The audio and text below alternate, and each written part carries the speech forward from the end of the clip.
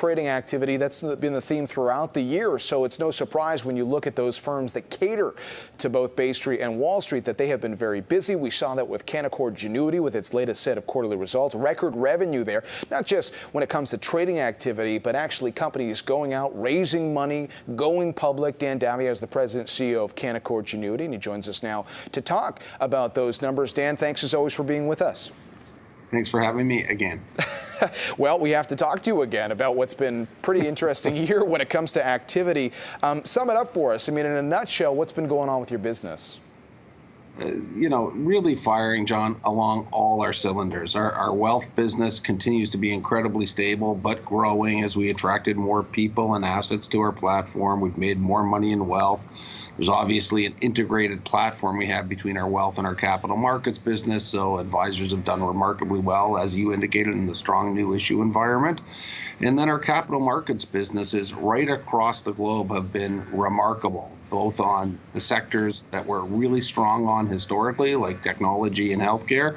And obviously, we've seen a massive resurgence in mining, where we're the #1 underwriter globally. So mining's been phenomenal, both in our Canadian and Australian business. So, I wouldn't have thought that we'd be in a situation like this in the middle of a pandemic, hopefully an ending pandemic at some point, but it's been phenomenal right across our entire business platform. And are all these things areas where you think there just will be continued performance? Is it something that's just as a result of this unique year that we are living through? Yeah, that's a great question. I don't know. I mean, I do know on our wealth business that is going to continue to grow and continue to get better because we've invested so much in that platform. In Canada, we brought on InvestNet platform, a real great technology to help marry, our clients to their IAs. We've got that Morgan Stanley relationship in Canada. We've continued to improve our margins in our UK wealth business. That's all relatively predictable.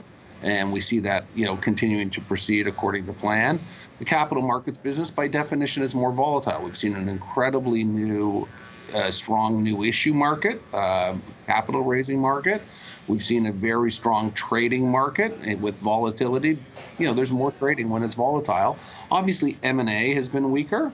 But, as things become the new normal, M&A is going to pick up and maybe some of the other businesses decline. Net, I think we've really firmly established all our businesses globally in a different competitive bracket than they've been in historically. So we're pretty pleased that with the results and the ability to kind of continue through this. You talked about market volatility. Obviously, as everyone has observed what happened in the U.S. election, we've talked about the volatility in Washington the last few years. And many of your peers in the financial services industry, I think of the CEO of J.P. Morgan, Jamie Dimon, over the weekend, really calling this a time for unity and stability. How do you view this transfer of power, what it means, I guess, in the world of business?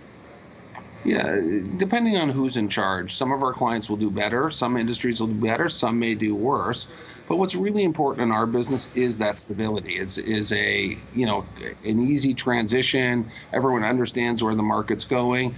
Businesses can plan into that, therefore they can commit capital, and we can help raise them that capital, and we can help them do M&A. So the more stable, the better it is for us, generally speaking, and it looks good at this stage. It's interesting. You talked about all the activity in areas like mining.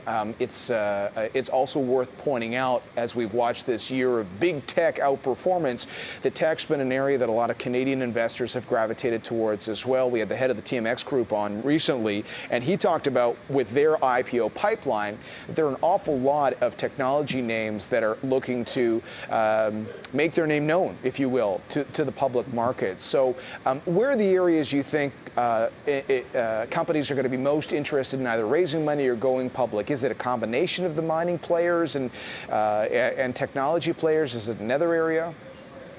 No, I think you've nailed it. I mean, on the technology side, we've led the last 3 big tech IPOs. We're the dominant technology underwriter in this country. So it's been, and we obviously would have a pretty robust pipeline of new issues. I think we're doing a tech deal right now this morning, and hopefully more to come throughout the course of the week. So we continue to be very active in the technology square, both here in Canada and obviously in the U.S. and in Australia as well. So, and as the #1 underwriter in the country, we'd obviously see the #1 IPO underwriter in the country. We'd obviously see a lot of that activity. So technology is not going to stop.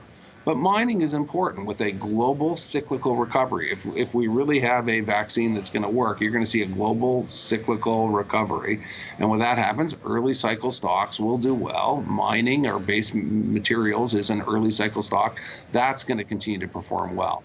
Mining has been as low as 10% of our revenue. In the last quarter, it was almost 25% of our revenue, just as strong as technology and healthcare. So mining, as we've been articulating for a while, is going to continue to be a very strong sector for us, where we're incredibly well positioned, both in Canada and Australia. You mentioned healthcare, and when we look at the breakdown of healthcare-related stocks that trade in Canada, that's really a cannabis story. And we've watched the cannabis sector with a lot of action over these last few days, a lot of companies and investors trying to figure out what this new Biden administration means. How are you guys thinking about that? I'm sure you're fielding questions from a lot of clients you've worked with over the years on whether this gets us further towards federal legalization of cannabis in the United States. What are you going to be talking about, thinking about in these next few months? Yeah, I don't think the underlying dynamics have changed that much. We'll have to see how the Senate ultimately plays out and what legislation gets passed, whether there's legislation that gets passed in the context of the COVID relief bills, the CARE Act in the U.S., or there's going to be standalone legislation. Rest assured, this is along the same trends that we've seen for the last couple of years. Increased legalization, so to speak. Query when it crosses that line to be completely federally legal. The U.S. operators, for the most part, continue to have to grow state by state. They continue to spend money. They continue to invest in a growing market there. And they'll continue to raise money to facilitate that growth, albeit some of them are becoming very profitable. The Canadian operators spent most of their money years ago. If they're running profitable operations, absent new growth avenues, probably into the U.S., they'll be less active. That being said, we've seen a remarkable recovery in the stocks in the last week. And obviously, as the #1 cannabis underwriter in the world, we're going to see the benefits of that. All right, Dan, real quickly before I let you go, as a business leader in this country, and look, the new Biden administration is going to face a lot of tough choices these next few months. Coronavirus cases, and the market obviously responding well to some vaccine news today, but coronavirus cases are high. They're high in this country, higher certainly than we'd like them to be. How should we be approaching business and running the economy when we're concerned, obviously, about the impact from COVID-19? Yeah, no, it's a material issue, and the way we think about it is really what's the new normal going to be? Like, we're going to get through this in the next 3, 6, 9 months, like one way or the other.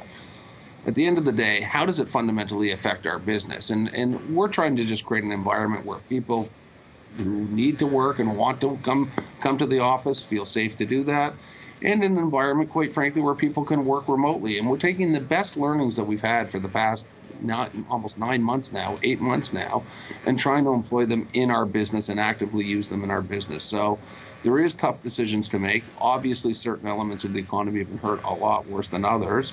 But at the end of the day, with all crises, they end eventually. And then we're back to where we are.